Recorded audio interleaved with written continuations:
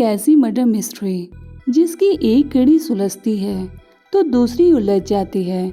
सुराग के नाम पर कुछ भी बड़ा नहीं, न चेहरा, न शरीर और न लाश, सिवाय ड्रम में भरी ईंट और कंकड़ी में दबी कुचली टूटी फूटी कुछ हड्डियों के, बदन से सड़कर गल चुके कुछ कपड़ों के, कुछ पुराने नोट के टुकड़े।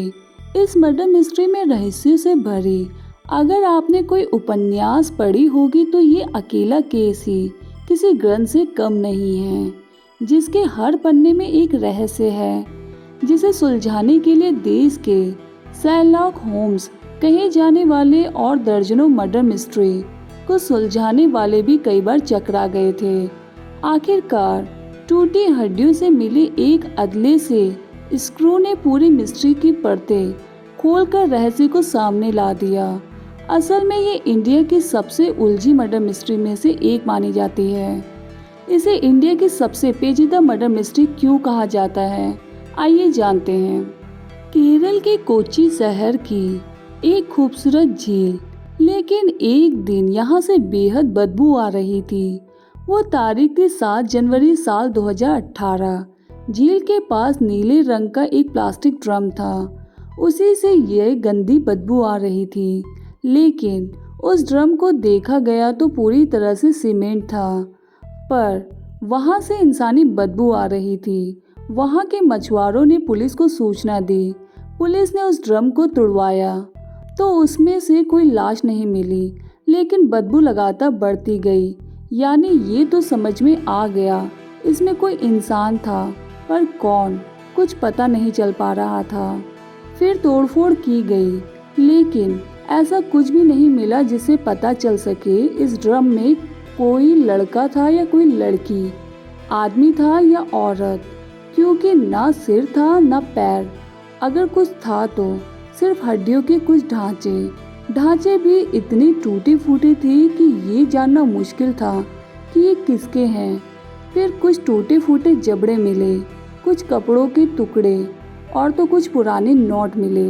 पुलिस ने सब कुछ कब्जे में ले लिया था, लेकिन ये समझ में आ गया कि एक ड्रम में जितनी सिमटी हुई कुछ इंसानी हड्डियां मिली, असल में पूरा मामला सागर की गहराई से भी ज्यादा उलझा हुआ है।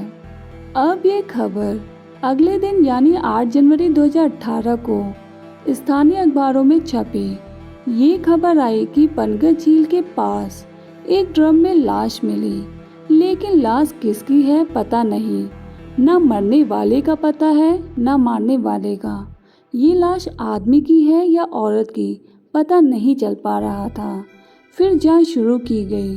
केस में सिर्फ कंकाल ही थे, सबूत के नाम पर कुछ नहीं। इसलिए साउथ इंडिया के शर्लॉक होम्स कहे जाने वाले इन्वेस्टिगेशन ऑफिसर सीबी टॉम को जिम्मेदारी दी गई। ये बड़ी से बड़ी उलझी हुई मर्डर मिस्ट्री को सुलझाने में माहिर माने जाते हैं।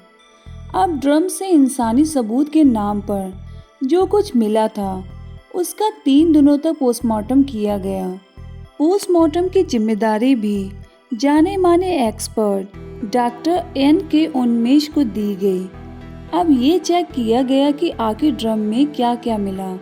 जांच में पता चला कि कुछ इंसानी बाल के टुकड़े, कुछ कपड़ों के टुकड़े, 4 इंडियन करेंसी, एक स्क्रू, एक वॉशर, टूटा हुआ जबड़ा। अब बाल के छोटे टुकड़ों को देखकर एक्सपर्ट ने अंदाजा लगा लिया कि ये कम उम्र के किसी लड़के या लड़की की लाश हो सकती है।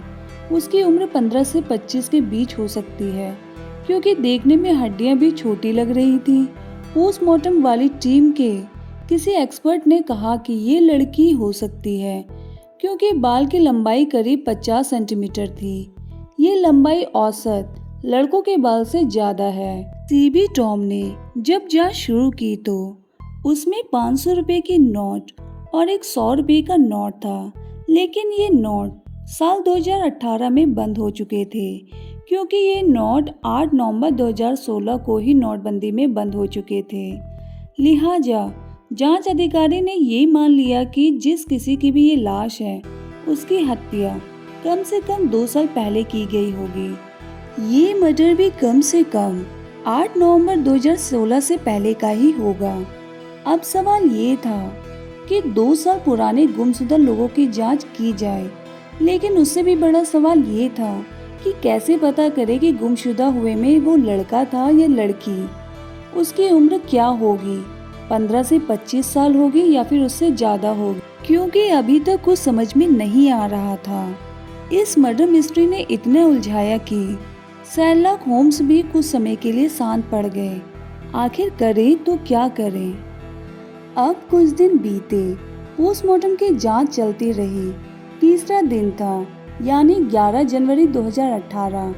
उस दिन डॉक्टर N.K. उन्मेष को हड्डियों के टुकड़ों में से एक स्क्रू और वॉशर मिला, करीब 6.5 सेंटीमीटर लंबा और 2.5 सेंटीमीटर स्क्रू चौड़ा था। बारीकी से जांच करने पर ये समझ आया कि उस हड्डियों के ढांचे में से बाईं एड़ी वाला हिस्सा है, उसी में ये स्क्रू फिट किया हुआ था। लेकिन उस पर कुछ ऐसा नहीं पड़ने में आ रहा था जिससे कोई सुराग मिल सके। लेकिन ये जानकारी अहम साबित होगी या नहीं, ये सोचते हुए डॉक्टर उन्मेष ने सीबी टॉम को फ़ोन कर दिया। ये बताया कि मुझे लगता है कि एक सुराग तो मिला है, लेकिन उससे कितनी मदद मिल पाएगी वो समझ नहीं आ रहा। बाईं एड़ी वाली हड्डी में एक स्क्रू मिला है, जिसे कभी फ्रैक्चर होने पर अस्पताल में फिट कराया गया, लेकिन उस पर लिखा हुआ इतना धुंधला हो चुका है कि पढ़ना मुश्किल है। ये सुनते ही सीबी टॉम तुरंत डॉक्टर के पास पहुंचे। सीबी टॉम ने स्क्रू को अपने कब्जे में ले लिया था और सबसे हाई क्वालिटी वाले कैमरे की मदद से उसकी फोटो कराना शुरू कर दी थी। कई घंटों की मेहनत के बाद एक छोटा लेकिन अहम सुराग मिला। असल में उस स्क्रू के टॉप पर इंग्लिश में कुछ लिखा था, वो सब था पिटकर। अब इसके बारे में गूगल पर सर्च किया गया तो पता चला कि ये पुणे की कंपनी है जो पूरे देश में ऐसे स्क्रू की सप्लाई करती है जिसे सर्जरी में इस्तेमाल किया जाता है।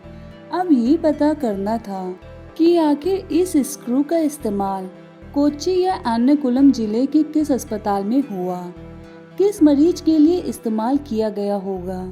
ये बड़ी चुनौती थी। अब ये भी पता नहीं था कि आखिर ये किस साल में लगाया गया होगा। मतलब कुल मिलाकर सुराग तो मिला, लेकिन उसमें ऐसा कुछ भी नहीं था कि जिससे उस मरने वाले की पहचान मिल जाए। अभी कातिल और कत्ल की वजह का पता लगाना तो बहुत दूर की बात थी, लेकिन लाश के साथ मिले पुराने नोट कम से कम नवंबर 2016 के पहले के होंगे। इसलिए उस पिटकर कंपनी अधिकारियों से संपर्क कर ये डिटेल मांगी गई कि साल 2016 में ऐसे स्क्रू कितने और किसे बेचे गए। आगे की पड़ताल में पिटकर कंपनी से बैच का पता चला और जानकारी मिली कि 2016 में कुल 161 स्क्रू सप्लाई किए गए थे। इन 161 में से 155 तो महाराष्ट्र और गुजरात में गए थे, बाकी 6 केरल में सप्लाई हुए थे। अब पूरे केरल में कहां कहां और किन मरीजों को ये स्क्रू लगाए गए थे, इसकी डिटेल निकाली गई। शेरलॉक होम्स की अगुवाई में 5 से ज्यादा पुलिस टीमें इसकी जांच में जुट गई। तब जाकर केरल के सभी 6 मरीजों की जानकारी मिल गई। इन मरीजों में 5 मरीज पुलिस को मिल गए, लेकिन 6वें मरीज की जानकारी नहीं मिली। उस मरीज का नाम था शकुंतला, उम्र करीब 60 साल। वो महिला थी, लेकिन पुलिस को शुरुआती जांच से लगता था कि मरने वाली की उम्र 15 से 25 होगी, इसलिए उम्मीद कम लग रही थी। लेकिन इसके अलावा कोई ऑप्शन नहीं था, लिहाजा पुलिस की जांच इसी दिशा में आगे बढ़ी। जिस अस्पताल में मरीज शकुंतला की बाईं एड़ी में स्क्रू फिट किया गया था, वहां जाकर जांच की गई। उस मरीज को किसने भर्ती कराया था, उसका नाम निकाला गया। तब अस्तवी का नाम मिला। रिश्ते में ये शकुंतला की बेटी लगती थी। अब पुलिस उस अस्तवी के पास पहुंची। पूछा गया कि शकुंतला कौन है और अब कहाँ है। जवाब मिला कि कई साल से वो उनके संपर्क में नहीं है। पुलिस ने सवाल पूछा कि आखिर कब से, मतलब कितने साल से। अस्तवी ने बताया कि आखिरी बार उसकी मुलाकात 19 सितंबर 2016 को हुई थी। उसके कुछ दिनों बाद वो शकुंतला यानी अपनी माँ से मिलने गई तो वो दिल्ली जा चुकी थी, लेकिन उसके बाद कभी कोई संपर्क नहीं हुआ। अब लगता है कि वो कहीं गायब है। इसके बारे में पुलिस ने सवाल पूछा कि आखिर उनकी गुमशुदा होने की रिपोर्ट क्यों नहीं दर्ज कराई। तब उसने बताया कि मेरी और मेरी माँ के बीच रिश्ते अच्छे नहीं थे, इसलिए मुझे लगा कि वो सच में कहीं चले गई हैं, लिहाजा पुलिस में कोई शिकायत नहीं की।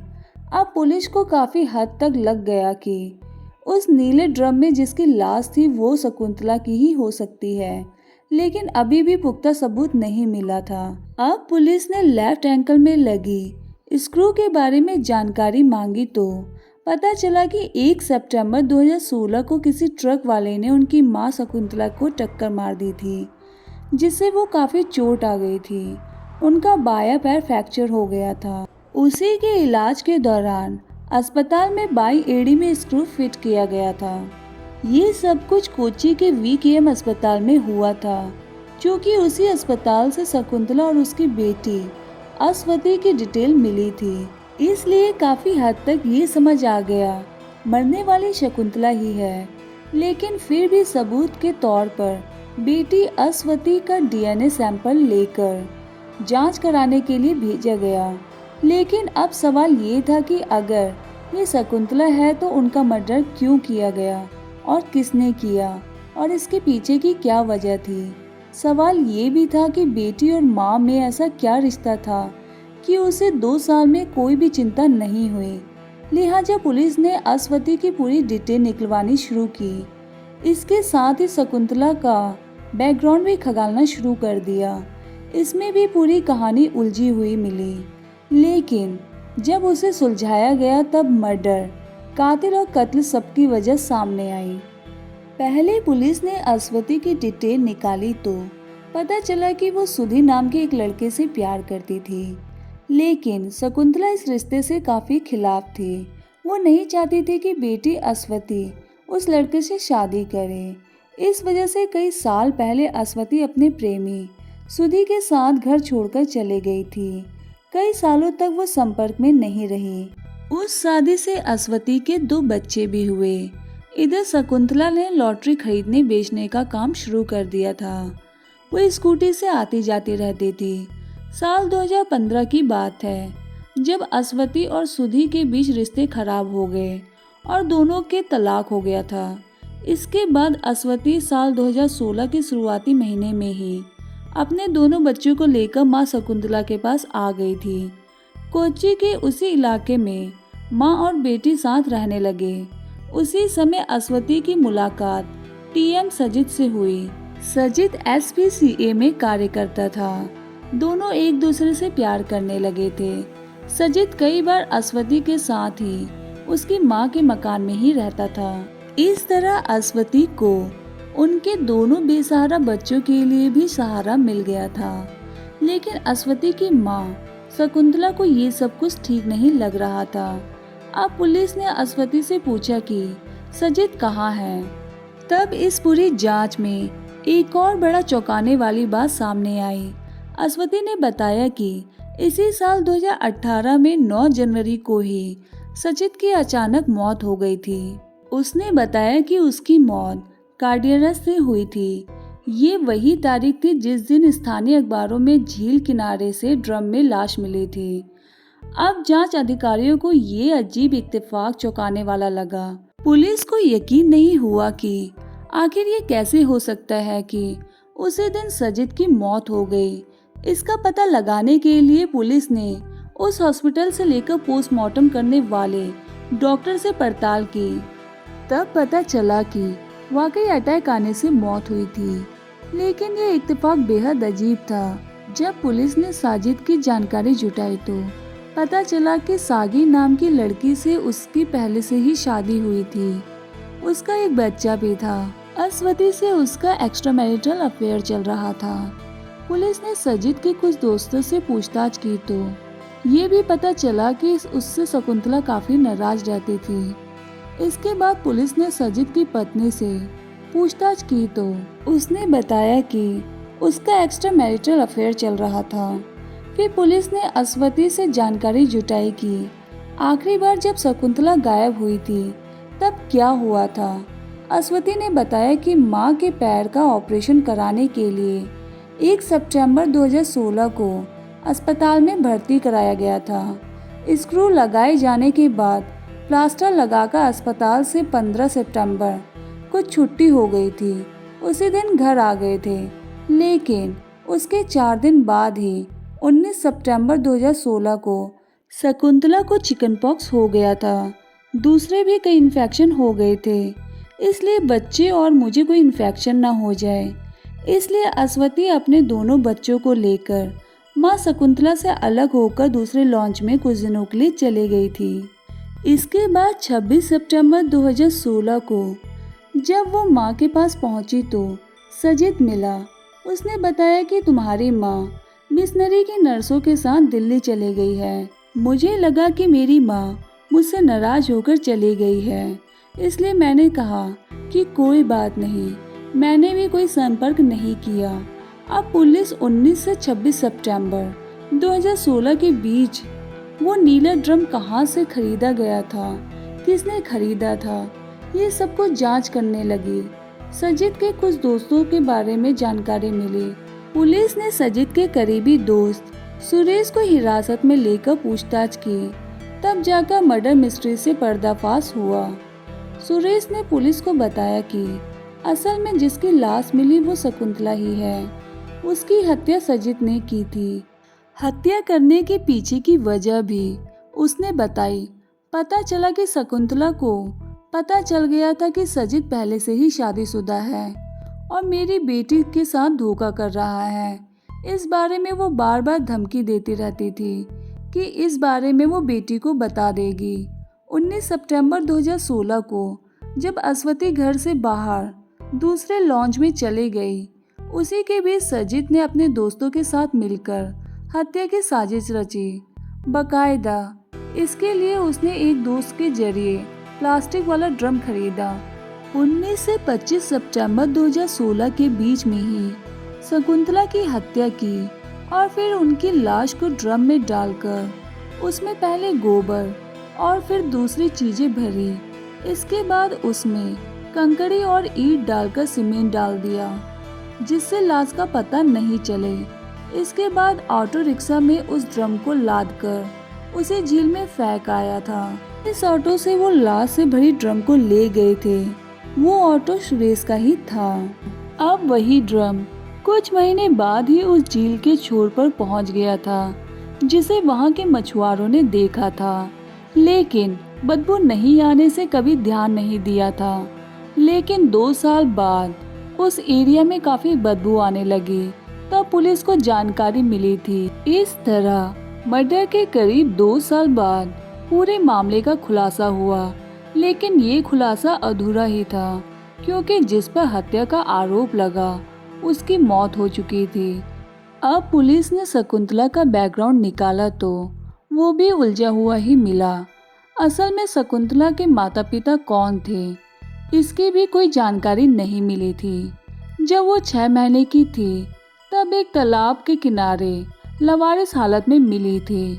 उसे 3 लड़कियों की माँ सरस्वती ने पाला था। बड़ी होने पर शकुंतला की शादी एक राजनीतिक पार्टी के कार्यकर्ता दामोदरन से हुई थी।